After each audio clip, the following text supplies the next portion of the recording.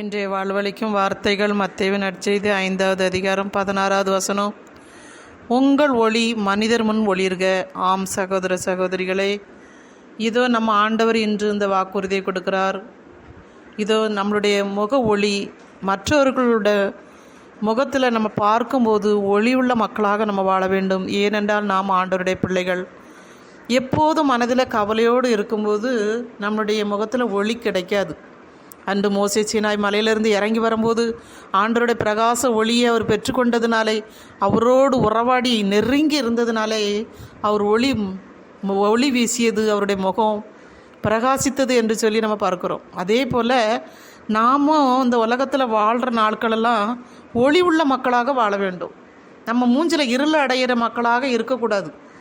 கவலை இருக்கும், கண்ணீர் இருக்கும், பிரச்சனை இருக்கும், எல்லாம் இருக்கும். அந்த பிரச்சனையெல்லாம் ஆண்டவர்கிட்ட போட்டுருங்க. அவர் எல்லாம் நம்மளை மாற்றி